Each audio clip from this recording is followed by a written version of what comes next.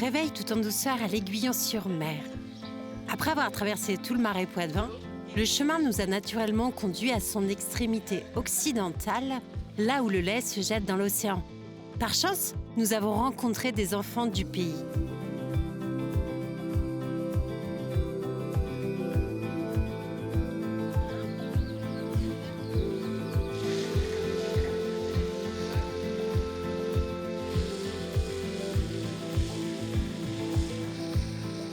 Il y a Laurent, Eric et Freddy, puis Madame Sylvie, que voici. Qui sont-ils ?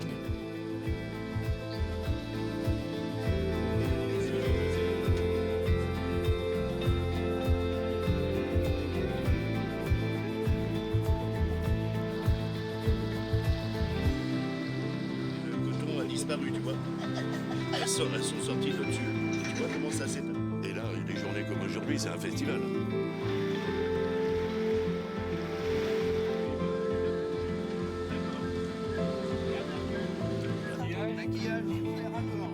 Donc, action. Laurent, je pense que tu as conscience de la chance que tu as, en fait, d'avoir un bureau comme celui-ci. C'est ça. Depuis combien de temps? Comment ça, depuis combien de temps? Depuis combien de temps tu as ce bureau? Ah ben 42 ans. 40 j'ai commencé... Enfin, ça y est, je perds mes moyens. C'est grave. Bah, t'as commencé minot. J'ai commencé à aller sur le bateau avec mon père à l'âge de 8 ans. Et après, je suis tombé amoureux. J'ai découvert un métier passionnant, avec un endroit absolument fabuleux. Comme tu disais si bien, un bureau que tout le monde rêverait d'avoir. Hein, c'est clair. Chaque fois, c'est des temps absolument magnifiques. Ce qui est génial chez toi, Laurent, comme Eric, ton frère, c'est que ça fait des décennies finalement que vous êtes là. Donc tu as pu voir aussi toute l'évolution. C'est ça. On est passé du manuel aux machines en l'espace de 30 ans. Ça a été une évolution pour le métier vraiment super. Incroyable même. Incroyable. C'est absolument génial parce que même on va reprendre sur les années de ton père. Où là, j'imagine, on va être sur des tout petits bateaux. C'est ça. Des tout Mon petits père bateaux avait de un bois. bateau en bois de 11 mètres sur 4 mètres de large. Et après ça, enfin, on a commencé avec ça et tout était manuel. Après, en 91, on a fait construire notre premier bateau, un catamaran, on a lu, là, qui faisait 16 mètres sur 6 mètres 50 de large. Et là, ça a été un changement total dans la profession parce que tout était automatisé, la grue, enfin pas automatisé, entre guillemets. Je comprends bien. Mais on se fatiguait plus du tout comme pour la récolte surtout, parce que tout le reste, c'est quand même, ça reste manuel. Hein. Tu as pu le constater tout à l'heure. Bien sûr, bien sûr. Le truc qui s'est modernisé c'est qu'on plonge maintenant avant, avec mon père, enfin quand j'ai commencé, on travaillait avec les marées, c'est-à-dire les petites marées. Tu faisais le haut des pieux, et les grandes marées, tu faisais le bas. Ouais. Voilà. Et maintenant, avec les plongeurs, tu fais le pieu entier, et comme ça tu ne reviens pas dessus. Laurent, moi j'ai une question en tête depuis le départ, parce qu'on sent ta passion, effectivement, de la mytiliculture, on sent ta passion de ce territoire, Oui. l'Aiguillon, la baie de l'Aiguillon. Donc c'est la baie de l'Aiguillon, en fait, qui t'a motivé à faire ce métier, ou c'est ce métier, en fait, qui t'a aussi, pas dire forcé, mais contraint à rester ici?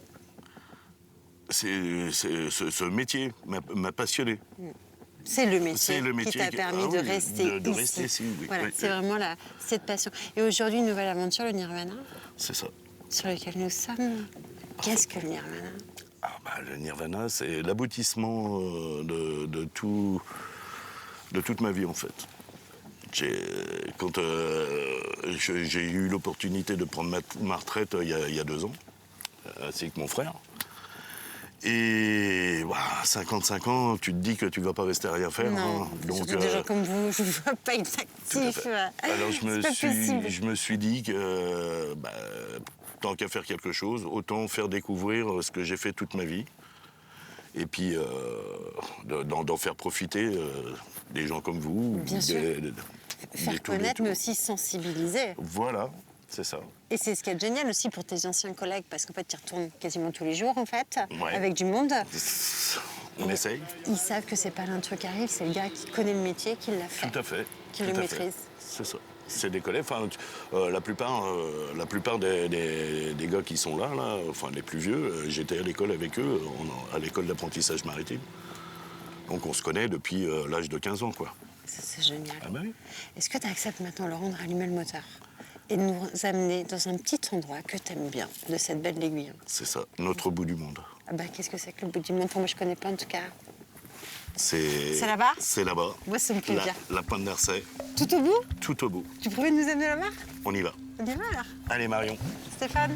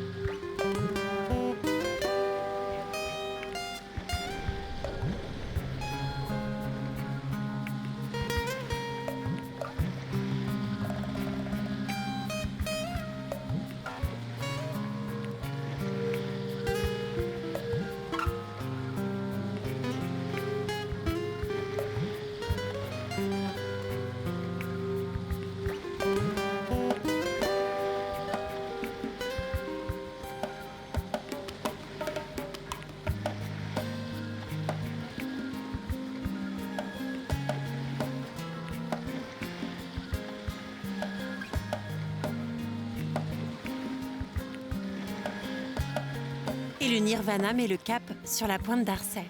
Une étendue de sable absolument unique et qui n'appartient qu'à nous. Sylvie nous guide en haut de la dune. Voyez comme nous sommes gâtés. Mais quelle surprise! Des huîtres. Les premières de l'aventure, bien sûr. Des huîtres partagées dans un cadre unique avec des personnes magiques. Qui dit mieux? Le planteur, si tu fais pas le mélange, On n'a même pas réussi l'année dernière à finir sur la scène du LGS. Écoute, Laurent, moi, je trouve qu'il est quand même magnifique, ton bout du monde. Bah oui. Tu le vois changer cet endroit ou pas depuis Comment le temps? Depuis le temps, tu le vois changer. Avancer. C'est-à-dire C'est-à-dire que c'est une langue de terre, comme je te l'ai dit tout à l'heure. C'est la seule langue de terre en Europe qui avance. Alors donc, depuis que j'ai commencé à travailler, si tu veux, là, ça a pris à peu près 1 kilomètre, on va dire, en gros. Le lait d'un côté, l'océan Atlantique de l'autre, La Rochelle. Le pertu breton, s'il vous plaît. Le pertu breton, excusez-moi, Voilà. monsieur, mais t'as raison. La sève nortiaise, qui là-bas, nous avons la pointe de l'Aiguillon, Qui est juste ici, ouais. qui est absolument très belle aussi. Toi, Laurent, tu l'as toujours connu, ce paysage. C'est ça. Quels sont tes souvenirs de gamin ici? Bah ça, j'ai jamais arrêté de faire des trucs comme ça. Tu le faisais déjà? Oui, Vous avez j'ai dit- fait des anniversaires ici de fou. Tu dois avoir des souvenirs absolument incroyables. Fantastique. Enfant, adolescent, C'est ça, c'est aujourd'hui ça. adulte. Je venais, enfin bon, quand j'ai commencé, je te dis, là, c'était peut-être 1 kilomètre plus loin. Mon père me mettait là et je pêchais à l'avenot, on va regarder dans le dico. Enfin, regarde un petit peu ce que ça Un veut avenot, dire. c'est un truc avec un filet. Et on mettait ça au bord de la gueule et pour pêcher les sols, les plis, enfin les poissons qu'il y avait La à belle l'époque. époque. C'était magnifique. Et c'est pour toutes ces raisons que tu as eu envie, en fait, de faire découvrir ton petit paradis aux gens, de le transmettre. C'est ça. Parce que finalement, des fois, il y a des gens qui ont des souhaits dans le sens inverse, c'est-à-dire, non, les touristes... Préserver.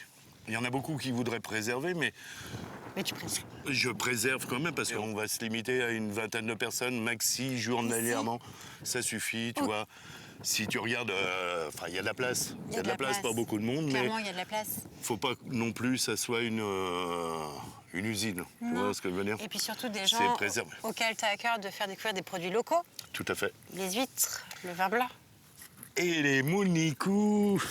Les moules, oui, mais nous, les moulicous, avec Stéphane, on n'a pas Moule de encore... goût qui vaut le coup. Mais ça, C'est c'était le avant. slogan. C'était le slogan. C'était Mais le nous, slogan. Les moulicous, c'est vrai qu'avec Stéphane, on n'a pas eu encore le plaisir de les découvrir. Ah bah, vous allez découvrir ça tout à l'heure. C'est-à-dire? On va aller à la dégustation. Alors, paye ta moule naturelle. Pardon. Pardon, j'ai pas compris. Et, Paye ta moule naturelle. c'est ça, ouais. C'est le nom de la dégustation. Tout à fait. Tiens, attends, tu proposes la balade, le bateau, la découverte du métier. métier. Ici, le bout du monde. Et t'as en plus une dégustation C'est ça, tout à que fait. t'as osé appeler Paye ta moule Tout au à fait. naturel. Tout à fait. Stéphane, on y va? Un vrai plaisir. On y va. Hop.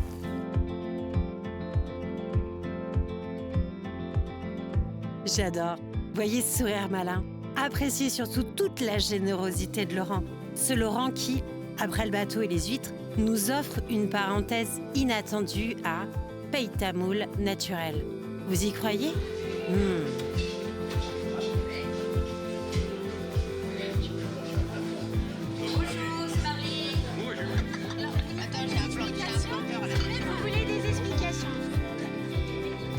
Admirez tous ces bons petits plats. Vous l'aurez compris, ici la moule est bien la reine. En verrine, muffin, en cuisine traditionnelle, du salé, du sucré, le produit est clairement sublimé.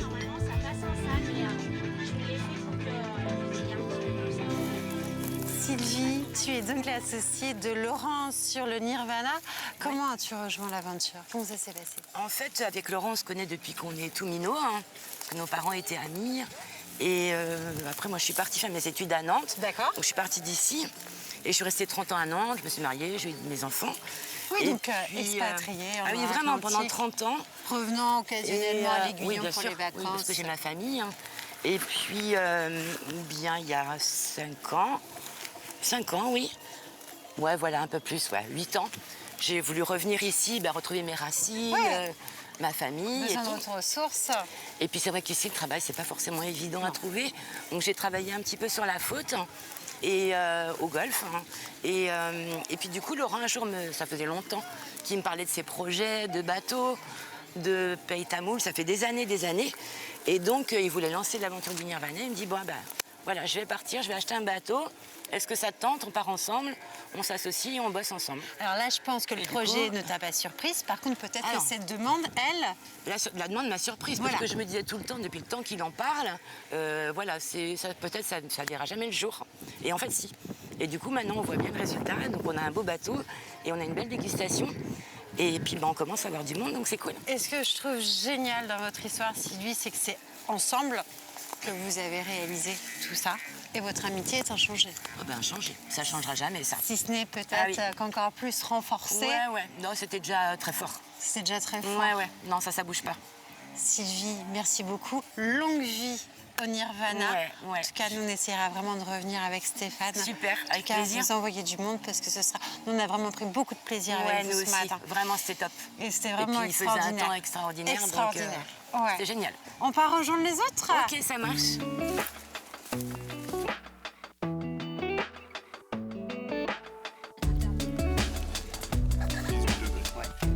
Un petit martini, les portos, les cuits.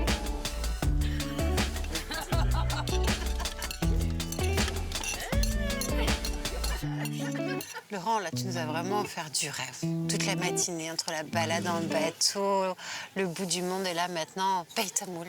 Voilà. C'est génial ce que tu as réussi à créer quand même en quelques années. Oui. Ce que j'apprécie aussi beaucoup dans cet endroit-là, Laurent, c'est comment redonner une seconde vie à un lieu qui n'en avait plus, en fait. Tout à fait.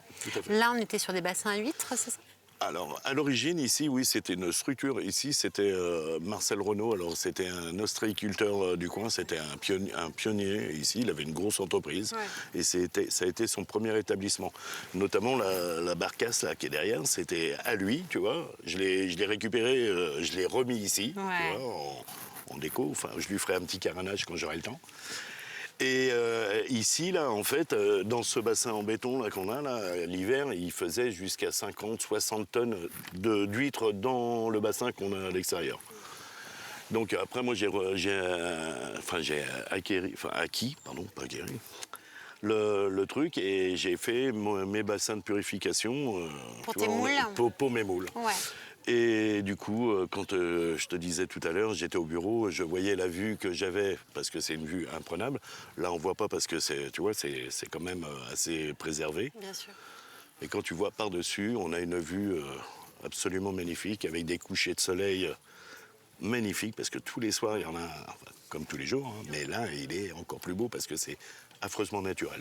Moi, ce que j'adore, Laurent, chez toi, c'est ta générosité, c'est ton cœur qui est immense, parce qu'en fait, tout ce que tu fais, c'est avant tout pour le partager Tout à fait. avec d'autres. Tout à fait. Et ça, Faire c'est- découvrir notre coin à nous. Ouais, ton petit trésor. Voilà, c'est Et ça. c'est hyper précieux, des gens comme toi aujourd'hui. Prochain projet, Ah bah attends, déjà on va essayer de bien peaufiner celui-ci, mais comme je disais tout à l'heure, si je peux ramener mon bateau ici et faire, tu vois, lier les deux, C'est-à-dire conduire le bateau jusqu'ici. Jusqu'ici pour et débarquer partir, les gens. voilà, ou les embarquer pour partir d'ici, tu vois, Voilà, qui à serait ce moment-là, l'idéal. avec Stéphane, on sera tes premiers clients. Bah voilà. Tu le sais, ça. Action. Laurent, vraiment, merci pour tout. Merci. Moi, ce que je Merci te à vous. propose, avant qu'on reparte avec Stéphane, c'est de réunir justement toute ton équipe et qu'on fasse une petite photo tous ensemble, ici, sur la terrasse de Pays Tamoul. Parfait. Ça te va? Ça me va, nickel. Merci, Laurent. Pof. C'est dans la boîte? Ouais. Le foot, c'est mieux? Tu comme ça? Ah ouais, on peut la Polaroid, ouais. Top. Il n'y a personne qui regarde. Tu vois? C'est juste toi, en fait. La star. Merci beaucoup. Merci. À bientôt. Bon été.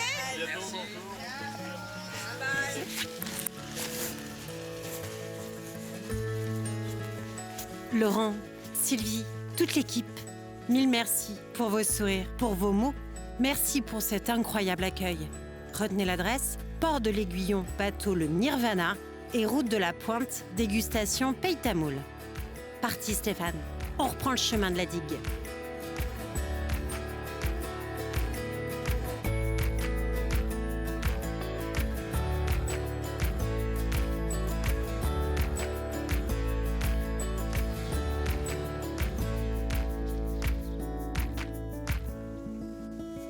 C'est vrai, quand on arrive d'ici, quand il y a cette vue au bout, c'est magnifique.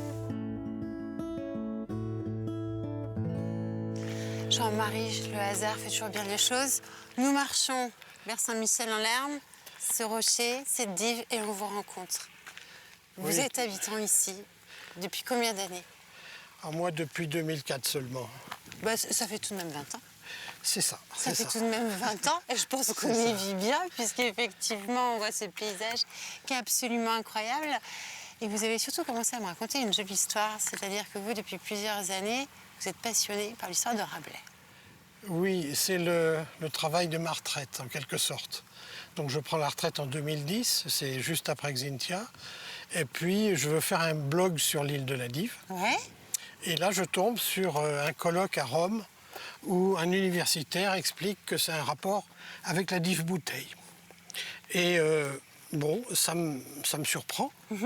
Ça me surprend, mais ça ne m'étonne pas complètement parce que je suis originaire de la région de Maizet et Rabelais est passé par Fontenay, etc. Oui. Et donc, il connaissait très bien la région. Et de là, j'ai fait beaucoup de recherches pour compléter le travail de cet universitaire. C'est-à-dire montrer que Rabelais avait bien navigué dans ce secteur. Et quand il dit à la fin de ses histoires qu'il navigue de La Rochelle au Sable d'Olonne en passant par la Dive, c'est tout à fait logique. Alors, Rabelais et cette île de la Dive, exactement. Qu'est-ce qu'il en est? Alors, ce qu'il en est, alors pour simplifier, Rabelais a écrit des brouillons qui ont été mis dans un 5e livre. Et à l'intérieur de ce 5e livre, il y a des navigations qui se passent ici dans la région, comme je vous disais, entre La Rochelle et les Sables d'Olonne. Oui. Et l'expression qui est restée, c'est essentiellement la dive bouteille, que tout le monde interprète comme une bouteille divine ou c'est l'expression de quelqu'un qui est alcoolique, qui aime la dive bouteille. Mais en fait, il y a un rapport avec l'île de la Dive, parce qu'il connaissait très bien l'abbaye de Saint-Michel-en-Lerme. Et quand il naviguait en partant de Maizet, en suivant le fleuve et en arrivant ici, il était hébergé ici avant d'aller à l'abbaye de Saint-Michel. Parce qu'il y avait un lieu d'hébergement ici à la Dive à l'époque Oui. de François Rabelais? Oui, tout à fait. Alors, dans un de ses textes, on est en pleine période de peste. On l'oblige à jeûner 3 jours avant d'aborder à Saint-Michel. D'accord. Et ça, je pense que c'était le rôle de la Dive. Quand on partait de Saint-Michel-en-Lerme, de l'abbaye, pour aller vers l'île de Ré, c'était un lieu d'embarquement. C'était un petit port. Mais ça permettait de passer des petits bateaux à fond plat à des bateaux atlantiques, quoi. Oui. Ces petits bateaux qui étaient très fréquents, enfin qui devaient Ah être oui, très on fréquents les sur le appelait des marais. traversiers à Ouais. l'époque. Et puis, quand on venait de Maizet, on pouvait être hébergé ici. Et comme il s'agit de bénédictins dans les deux cas, ils avaient l'obligation d'héberger les gens de passage. Il y avait un prieuré ici, sur l'île de la Alors Dive? ici, il y avait un prieuré. Mais le prieuré, ça veut dire une petite ferme avec quelques agriculteurs ou 2 moines ou 3 moines. Et il y avait évidemment, dans ce cas-là, une chapelle et en bas, un oratoire et une grotte qui doivent dater de l'an 1000. Alors la chapelle, elle est connue depuis très très longtemps, environ du 8e siècle. La grotte probablement de l'an 1000. Et l'occupation de l'île, elle est vraiment très ancienne parce que l'abbaye de Saint-Michel, c'est 682. C'est donc vraiment très ancien.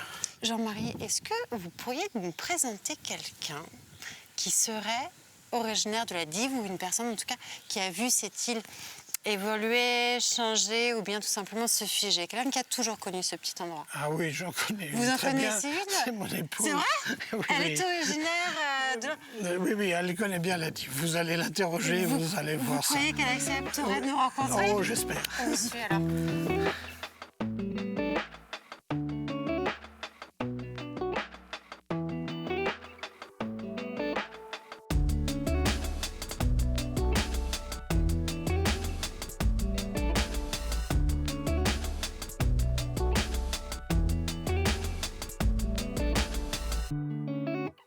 Marie, Jean-Marie nous a conduits jusqu'à vous parce qu'on cherchait vraiment quelqu'un qui connaisse la grande histoire, la petite histoire de la Dive. De la Dive. Et il nous a dit que vous avez passé beaucoup de temps ici. Oui, oui, je suis venue ici depuis ma naissance presque, parce que ma marraine avait une propriété ici. D'accord. Et il y avait aussi donc le berger et sa femme. Il y a une bergerie au milieu que j'ai connue en activité. Avec tous ces petits moutons. Avec tous ces petits moutons et avec les messieurs qui venaient tondre les moutons. Et puis, et nous, on emportait à Chaillé-les-Marais. À chaque fois qu'il y avait des naissances triples, on emportait un agneau. Et on le nourrissait au biberon.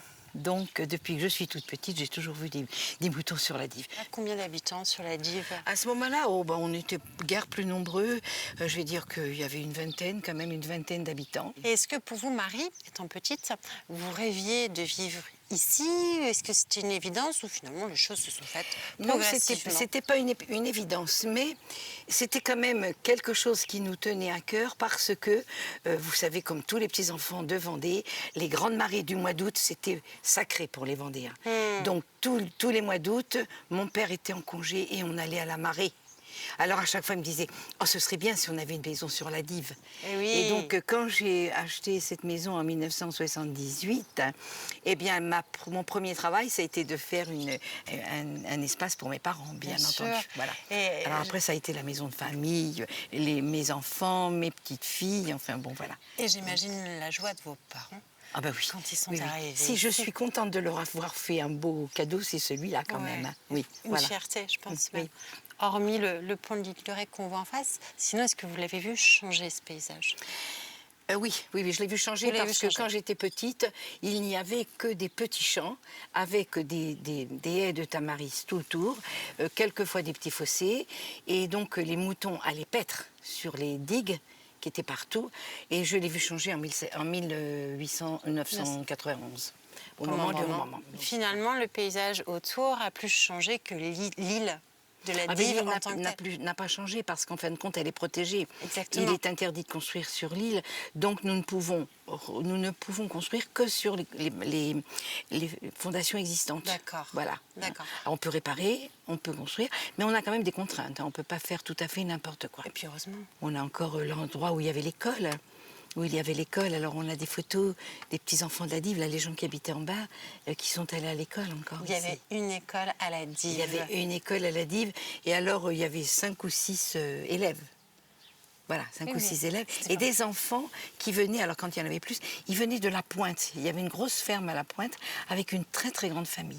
Donc beaucoup d'enfants. Vous vous rendez compte, depuis la Pointe Ah ben à oui, ici, à venir ça jusqu'ici. fait 7 ou 8 kilomètres à pied, puis autant pour repartir Autant après. pour repartir le soir. Là, pour repartir le soir, parce que quand ils étaient ici, c'était que pour la petite école, quoi, jusque peut-être CM2, je ne sais pas comment ça s'appelait à Ouais, ça, l'époque. c'est quand même curieux qu'il y ait eu cette Oui, école à oui, la oui. Dive. Et alors à un on a moment vu aussi, on a relevé des dessins que des enfants avaient faits, que ça n'existe plus maintenant parce que la maison a été restaurée, mais dans la chaux du mur, ils ont dessiné un petit boulanger avec sa charrette et ses pains. Ils ont dessiné des petits moutons, ils ont dessiné tout un tas de choses. Et moi-même, sur une des portes, j'avais eu un bateau de dessiner. En fait, ils dessinaient leur quotidien, ce Ils qu'ils dessinaient voyaient, tout ce qu'ils les voyaient, moutons, le boulanger, le Oui, bateau. oui, et oui, oui. C'est des beaux témoignages. Voilà, oui. Que des moments de bonheur, en tout cas. Que des moments de bonheur, oui, c'était bien. Merci beaucoup, Marie. Merci. Je vous en prie. Je suis sûre que si on repasse dans 20 ans avec Stéphane, vous serez toujours là avec Jean-Marie. Ah ben, j'espère bien, parce que j'espère- quand même, mais- nous avons beaucoup de choses encore à découvrir. Ah ben ça c'est Sur évident. la Dive, on a C'est- encore c'est beaucoup de évident. choses à dire. Puis on sent que vous êtes attaché effectivement à ce territoire et que vous êtes Oui. curieux Oui, encore de, oui, oui, de le oui, découvrir. Puis on a envie de le transmettre tel qu'il est. Il faut. Oui. Marie, maintenant on va aller retrouver Jean-Marie. Puis ce que je vous propose, c'est qu'on va faire tous les trois une petite photo ensemble. Ah ben voilà, tout il est simplement là. pour marquer notre rencontre. Oui. On va donner l'appareil à Stéphane.